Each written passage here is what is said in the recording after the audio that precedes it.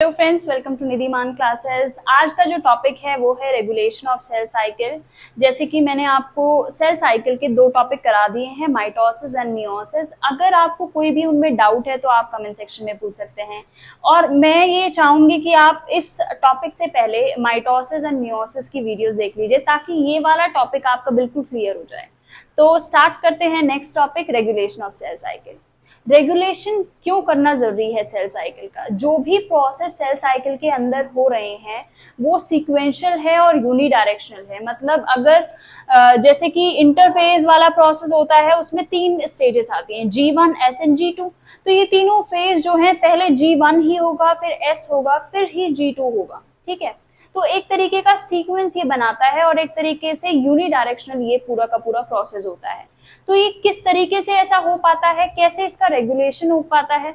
जो S phase में DNA का रेप्लिकेशन होता है, अगर वो रेप्लिकेशन सही ना हो तो जो पूरा का पूरा सेल है वो बेकार हो जाएगा।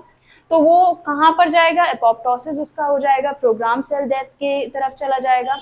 तो इस तरीके से मैं आपको पूरा जो ये टॉपिक है बहुत बहुत इंपॉर्टेंट है रेगुलेशन। तो स्टार्ट कैसे करते हैं? जो साइक्लिन और साइक्लिन डिपेंडेंट काइनेजेस होते हैं, ये दो इंपॉर्टेंट कंपोनेंट होते हैं प्रोटीन कॉम्प्लेक्स के। जो साइक्लिन नाम का कंपोनेंट होता है वो बनता रहता है और डिग्रेड होता रहता है। तो इसका जो इस वजह से इसका नाम क्या पड़ा? साइक्लिन पड़ा।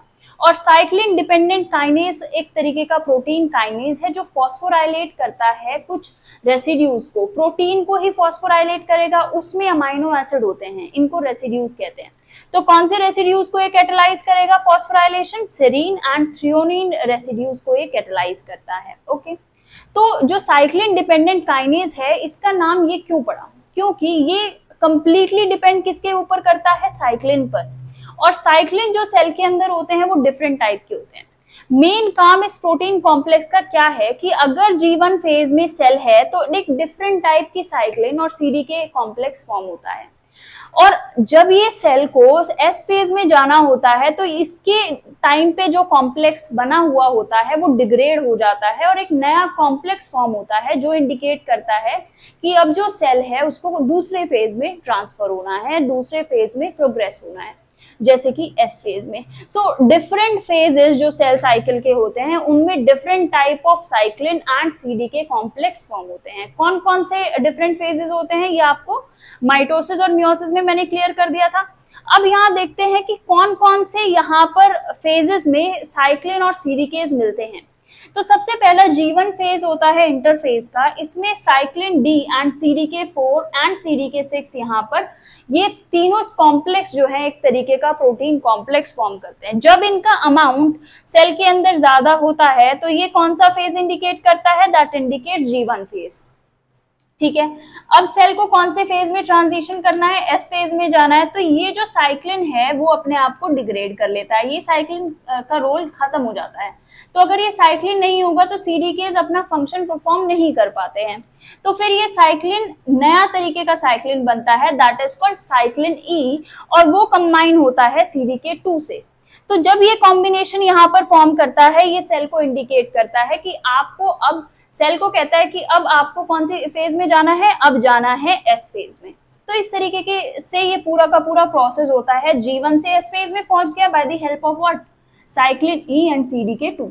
अब जब एस फेज में जाएगा तो एस फेज में एक नई तरीके का साइक्लिन फॉर्म हो जाता है, that is called cyclin A, और ये कंबाइन किसके साथ करता है? CDK2 के साथ। तो एक तरीके का प्रोटीन कॉम्प्लेक्स ये फॉर्म करता है।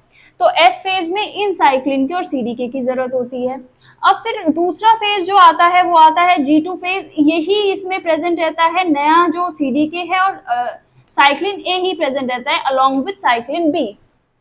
ठीक है, तो ये साइक्लिन A और B CDK1 के साथ ये जुड़ जाएगा, तो ये इंडिकेट क्या कर रहा है? G2 phase. ठीक है, इस तरीके से सीक्वेंस और यूनिडायरेक्शनल पूरा का पूरा प्रोसेस चलता है। यहाँ पे ये जो है ये जब आ जाता है CDK1 and cyclin A and B, तो ये रिप्रेजेंट करता है कि अब कौन से फेज में जाना है सेल को? M फेज में जाना है। तो देख रहे हैं आप कितना ज्यादा रेगुलेटेड है पूरा का पूरा प्रोसेस। ये नहीं है कि G2 से डायरेक्ट G1 फेज में वापस चला जाए, ऐसा नहीं होता है। ये जाएगा तो S फेज में ही, फिर ये G2 फेज में जाएगा, फिर ये M फेज में जाएगा। तो ये साइक्लिन और CDK इन सब चीजों को कंट्रोल करके रखता है। ओके, तो आपको ये समझ आ गया होगा कि क्यों एक फेज से दूसरे फेज में साइकिल जा रही है, और by the help of what, ये प्रोटीन कॉम्प्लेक्स होता है जो साइक्लिन और CDK से बनता है। CDK की फुल फॉर्म क्या है? These are cyclin dependent kinases। Kinases क्या होते हैं? जो एक तरीके का फॉस्फोराइलेशन प्रोसेस करते हैं।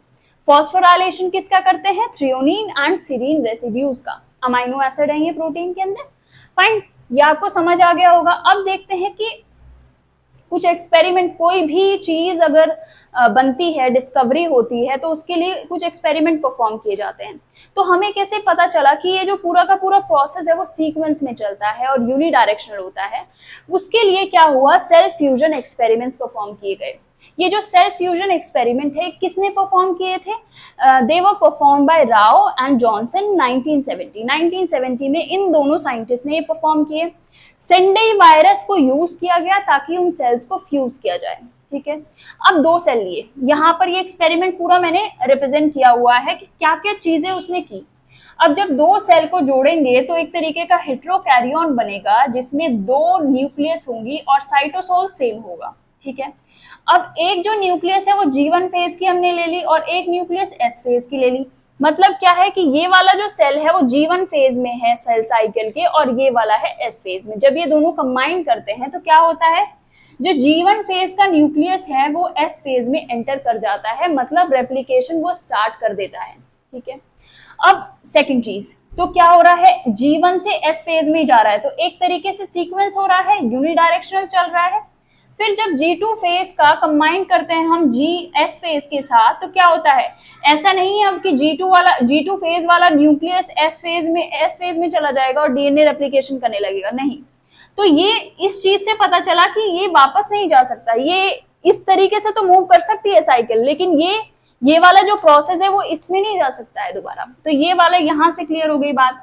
No DNA synthesis in G2 nucleus. Fine, तीसरी चीज, जब G1 फेज का न्यूक्लियस G2 फेज के साथ कंबाइन करता है तब भी कोई G2 का जो न्यूक्लियस है इसका इफेक्ट G1 फेज पर नहीं होता है।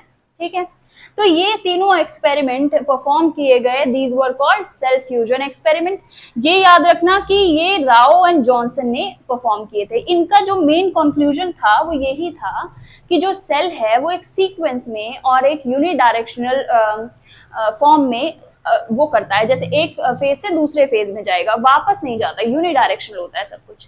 फाइन, उसके बाद आती है कि चेक पॉइंट्स क्या होते हैं।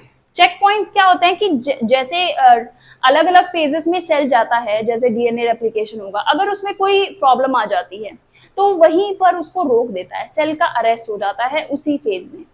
तो उसको करने के लिए, ये प्रोसेस करने के लिए एक डिफरेंट चेक पॉइंट्स होते हैं ताकि जो सेल है वो एरर फ्री हो, एरर उसके अंदर ना हो सेल के अंदर। तो अलग अलग मैकेनिज्म और अलग अलग चेक पॉइंट सेल के अंदर प्रेजेंट रहते हैं। ठीक है, तो अब देखते हैं सेल साइकिल चेक पॉइंट्स क्या है। इंश्योर्स दैट इनकम्प्लीट और damage chromosome are not replicate. जैसे मैंने आपको बताया कि ये देखता है चेक पॉइंट कि अगर क्रोमोसोम में कोई दिक्कत आ गई है, सपोज क्या हो रहा है, सेल भी तो एक तरीके का काम कर रहा है, जो काम वो कर रहा है वो उस काम को प्रॉपर तरीके से करे। अगर वो काम वो प्रॉपर तरीके से नहीं कर रहा है तो एक तरीके का चेक पॉइंट्स वहां पर लग जाते हैं, उसको उसी पोजीशन पे वो रोक देता है, अरेस्ट कर देता है। तो ये मेन काम है इन चेक पॉइंट्स का। तो हार्टवेल और वेनर्ट ने ये सबसे पहले इसको हाइपोथेसिस जो की थी इस चीज की कि सेल साइकिल चेक पॉइंट्स भी कुछ होता है, वो किसने की थी? ये 2 साइंटिस्ट उसमें इंपॉर्टेंट रोल प्ले करते हैं, one is Hartwell and other is Weinert. तो ये 2, मतलब यहाँ पर 2 साइंटिस्ट याद रख लेना, और ये 2 साइंटिस्ट बहुत इंपॉर्टेंट है। उसके बाद आती है सेल साइकिल चेक पॉइंट्स। जो G1 फेज होता है, G1 फेज में यीस्ट के अंदर स्टार्ट प्रेजेंट होता है, और जो मैमल्स होते हैं, मैमल सेल के अंदर रेस्ट्रिक्शन पॉइंट प्रेजेंट होते हैं। ये जो पॉइंट है ये इंडिकेट करता है कि अब जो सेल है वो कमिटेड है किस फेज के लिए? S फेज के लिए। तो ये याद रखना, start is present in east और G1 फेज में ये ऐसे चेक पॉइंट्स होते हैं जो हेल्प करते हैं। At this point cell become committed to what, replication, मतलब एस फेज में मूव करने के लिए सेल कमिटेड हो जाता है। ओके, तो ये हो गए सेल साइकिल चेक पॉइंट। अब होता है स्पिंडल असेंबली चेक पॉइंट।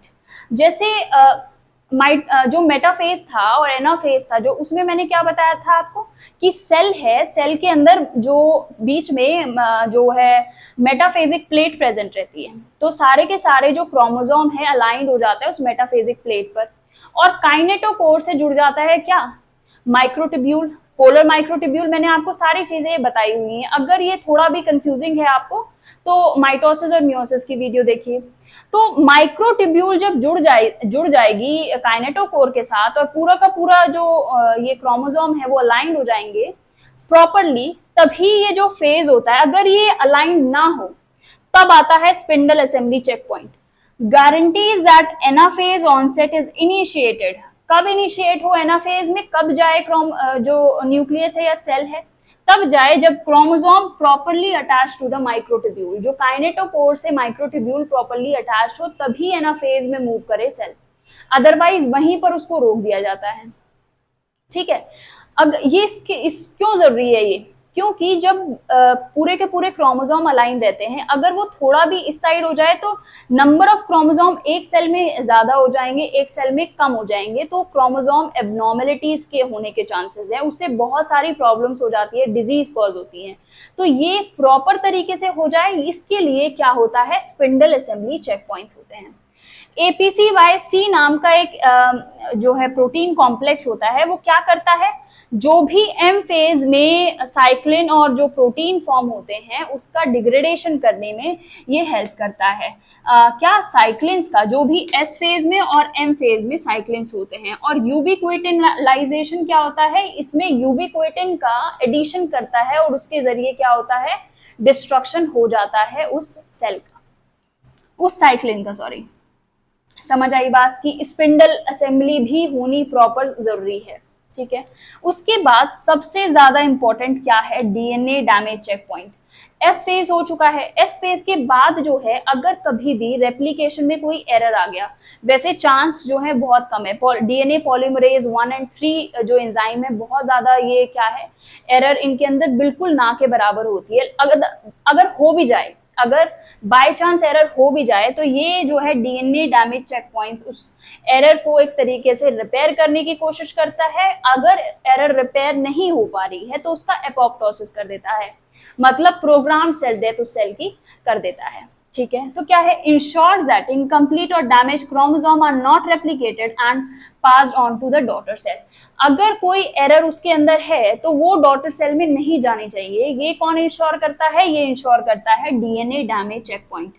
अब अगर बाय चांस उसके अंदर कोई एरर आ गया है तब क्या प्रोसेस होगा, तब ये वाला प्रोसेस होगा, DNA damage response signalling pathway. जो सिग्नलिंग पाथवे होते हैं वो क्या होते हैं, एक प्रोटीन दूसरे प्रोटीन को सिग्नल देती है कि ये वाली जो टारगेट प्रोटीन है, मतलब हर एक प्रोटीन की एक स्पेसिफिक टारगेट प्रोटीन होती है और एक तरीके का सिग्नल वो फॉरवर्ड करती रहती है। वैसे ही यहाँ पर अगर डीएनए डैमेज हो जाता है, सपोज यहाँ पर 2 तरीके की प्रोटीन कॉम्प्लेक्स इन्वॉल्व रहते हैं, one is ATM and other is, 2 protein है, वन इज ATM और दूसरे है ATR।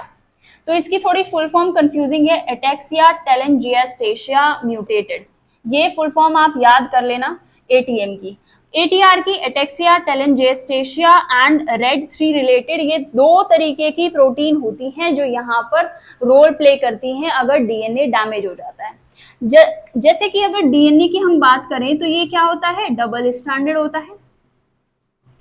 ठीक है, सपोज करें इसमें डबल स्ट्रैंड के अंदर ही कुछ फॉल्ट आ गया, मतलब दोनों स्ट्रैंड जो डीएनए के है उसमें प्रॉब्लम आ जाती है, तब कौन सी प्रोटीन काम करती है, ये काम करती है ATM। और अगर यहाँ पर एक ही स्ट्रैंड के अंदर कोई प्रॉब्लम आती है तब कौन काम करता है, तब काम करता है ATR। ठीक है, अब जैसे यहाँ पर ये डबल स्टैंडर्ड प्रॉब्लम है, सो डबल स्टैंडर्ड के लिए क्या होगा, यहाँ पे कुछ सेंसर्स प्रेजेंट रहेंगे, एक तरीके का सेंस कर लेंगे कि यहाँ पर ये डीएनए डैमेज है, तो ये जाकर इस प्लेस पे चिपक जाएंगे।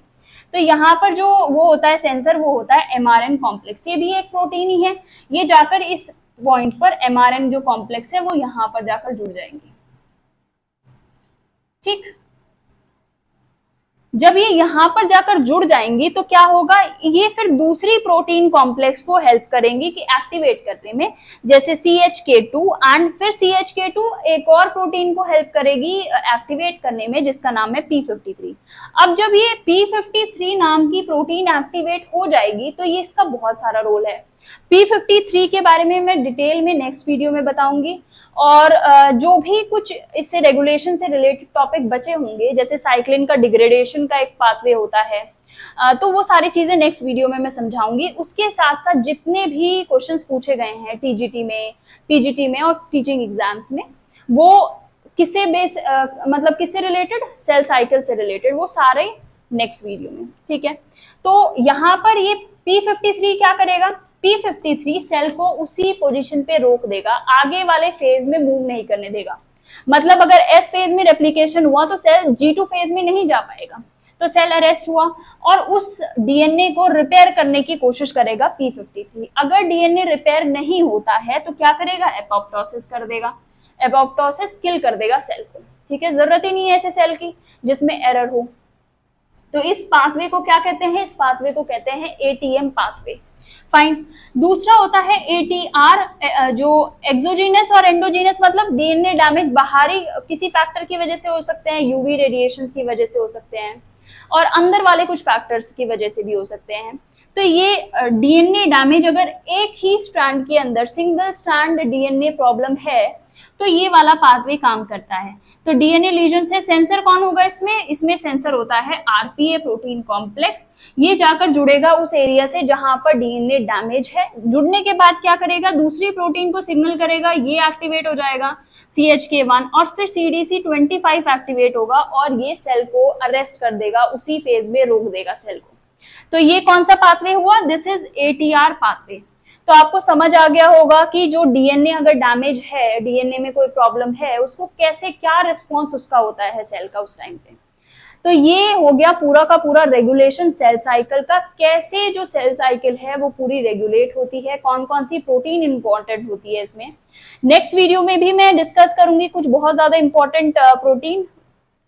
तो अब इसको एक बार रिवाइज कर लेते हैं। साइक्लिन्स क्या होते हैं, CDKs क्या होते हैं, कौन कौन से फेज में कौन कौन से CDK अनसाइक्लिन कॉम्प्लेक्स प्रेजेंट रहते हैं।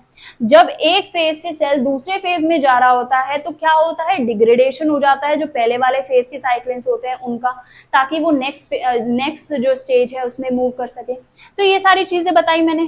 फिर सेल फ्यूजन एक्सपेरिमेंट, ये एक तरीके से ये बताता है कि कंक्लूजन क्या है इसका, कि जो पूरा का पूरा जो सेल साइकिल है वो सीक्वेंशियल होता है और यूनिडायरेक्शनल प्रोसेस होता है। तो ये तीनों डायग्राम से मैंने वो चीज रिप्रेजेंट की। राव एंड जॉनसन का नाम याद रखना। फिर आता है कि सेल साइकिल चेक पॉइंट्स क्या क्या होते हैं, स्टार्ट क्या है, रेस्ट्रिक्शन पॉइंट क्या है, स्पिंडल असेंबली चेक पॉइंट क्या करता है, DNA डैमेज चेक पॉइंट क्या करता है, ATM पाथवे कैसा होता है, ATR पाथवे कैसा होता है। तो आई होप ये बिल्कुल आपको क्लियर समझ आ गया होगा। मैंने बहुत इजी लैंग्वेज में समझाया है।